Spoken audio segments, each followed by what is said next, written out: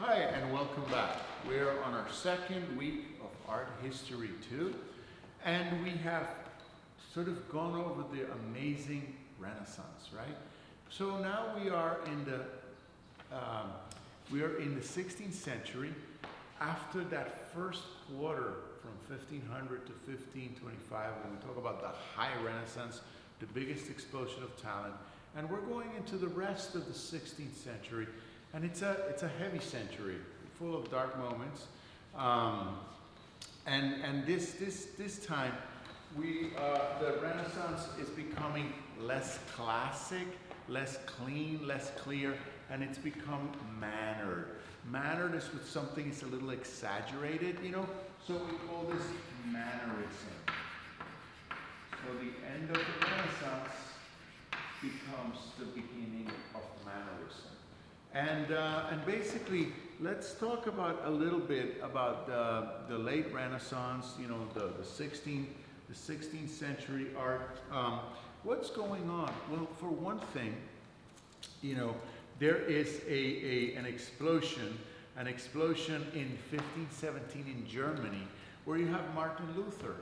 Martin Luther basically challenges the Catholic Church. He feels there's a lot of corruption in the church.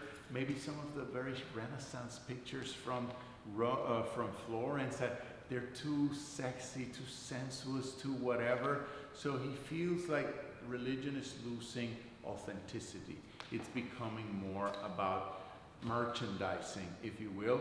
So you have the so-called Reformation, okay? So the unity, everybody was Catholic at this point, and now there's going to be Protestants, the people that protest Catholicism and the great influence of Rome.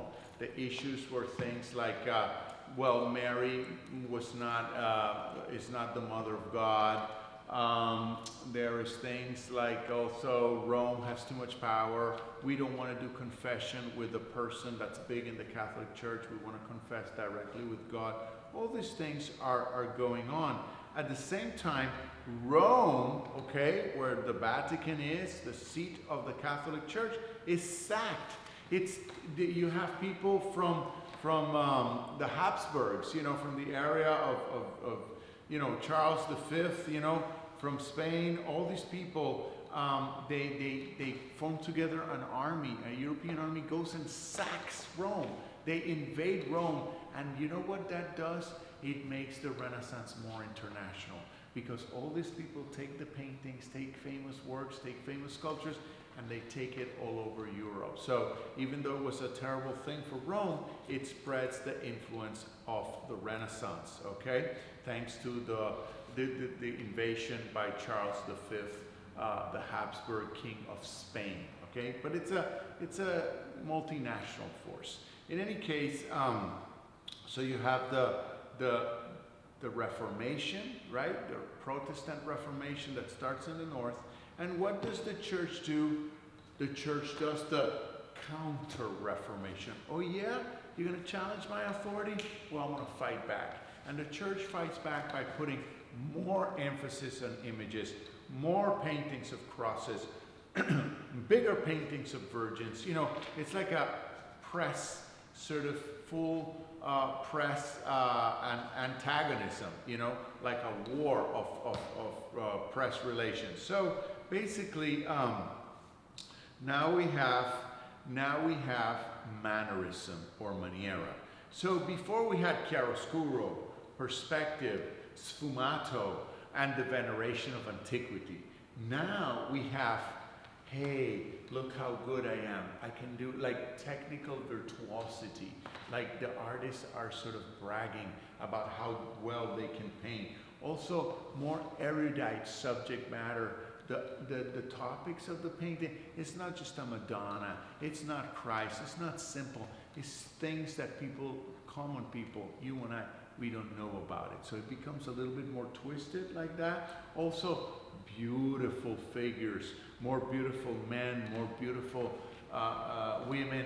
Like in the Renaissance, they're beautiful, but they're not that provocative. They're not trying to elicit a sexual response.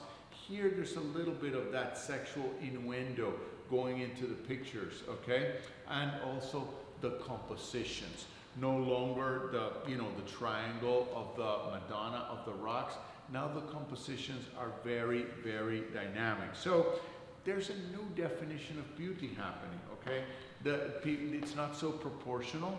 The beauty is not as ideal, and the compositions are unusual. So, you can think that this is a reaction. It's the younger generation saying, we don't want to do everything like Da Vinci, we don't want to do everything like Michelangelo or Raphael or Giorgione, Titian, Bramante. So they act against it. Look at this Rosso Fiorentino, okay? And this Rosso Fiorentino, this picture from 1521, again, dates change, so that's why you need to know when these paintings are from and this and that, but still, that's high Renaissance or is it Mannerism? It's a little bit of both, but this picture is considered Mannerism. It's called Descent from the Cross. We have pictures in the Renaissance, it's all babies and Madonnas. The pictures of Mannerism are of death. Christ grew up, Christ was an adult, Christ was killed.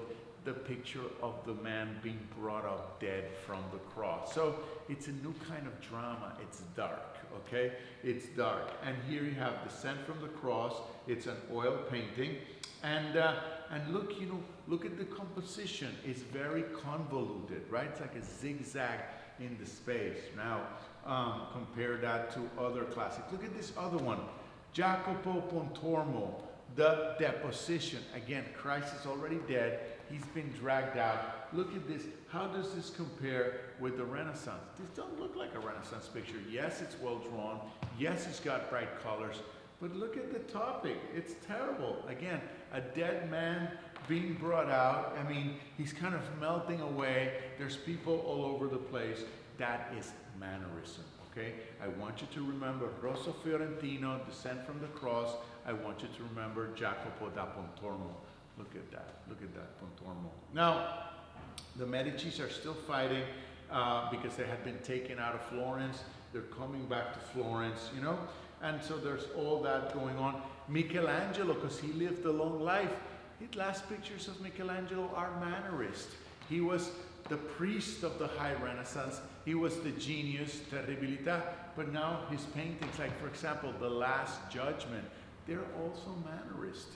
It's not the clarity, it's not the innocence of the Renaissance, okay? So, so we have that. And, and now we're going to show you, Parmigianino, look at this self-portrait from 1524. It's looking like a distorted view. Mannerism also likes distortion. No longer like things drawn perfectly. There are distortions, all right? Parmigianino, look at that self-portrait distorted, and it's all about light and dark. A lot of light and dark play.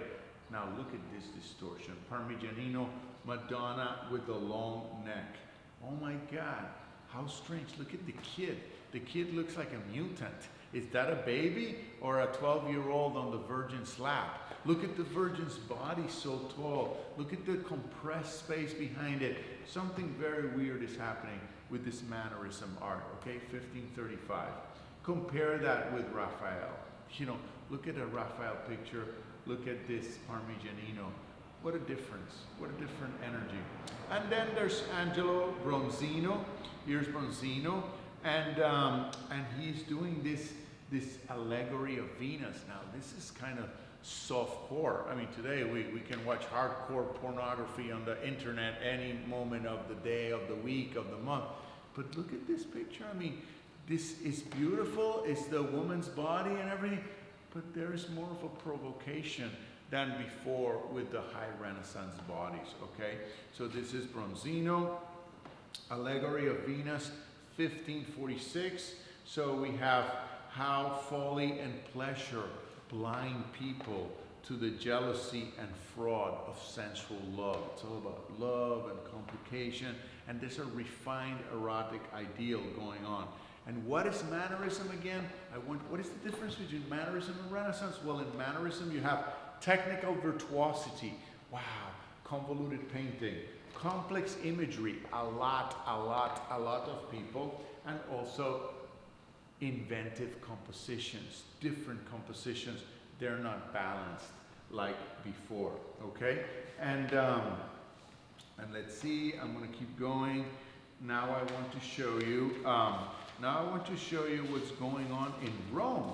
Because remember, Rome is under attack, right? There's like a new thing, like the Reformation, there's these Protestants. So what is Rome doing? Well, Rome is trying to make allies with kings here and there to preserve the power.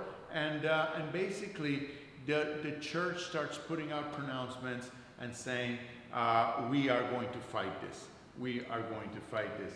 And just take a look of the work of Vasari, the historian of the period. He was a painter too. And look at this painting.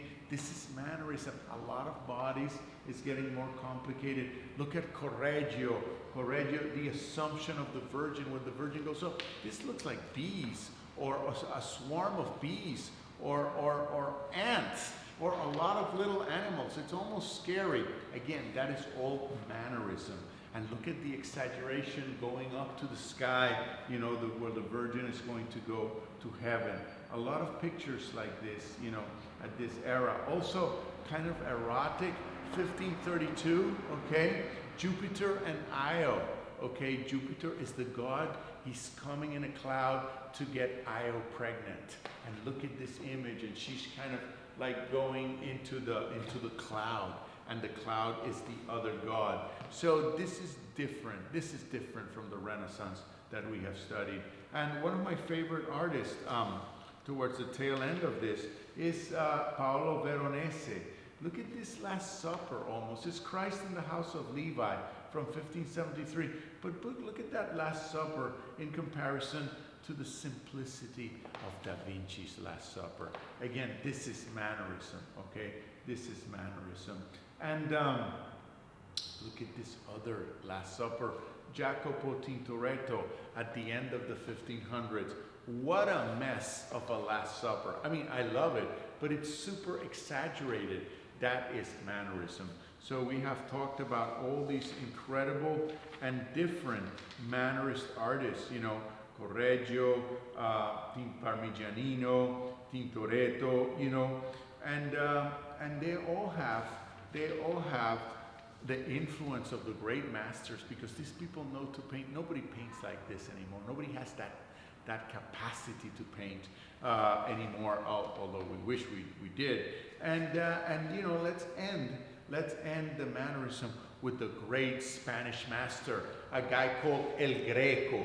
Because remember, by now it's all international. It was international with the Gothic, but it's international again because the Spaniards went, attacked Rome, took a bunch of paintings all over the place, and you have a new generation that admires Da Vinci, Michelangelo, but they're saying, we can paint well like the masters, but we're going to do something different. We got more drama, we got more eroticism, we got more luxuries, we got all these other things we want to talk about. And I want to leave you with this picture of El Greco, the burial of the Count of Orgaz. El Greco was a Greek subject, Domenicos Theotokopoulos, who actually lived in Spain, paid in Spain for the kings, and he's a great representative of that 16th century, late 1500 maniera or mannerism. Look at the people. Look at all these people, and this guy died. Again, once again, the topic of deaths in the mannerist canon of pictures. So, with that being said, let us just end, because right now we have spent a lot of time in Southern Europe, in Italy, because Italy is the birth of all these things. And we want to study a little bit Northern Europe, because there's amazing art in Northern Europe. Next episode will be about Northern Europe, next class. Thank you.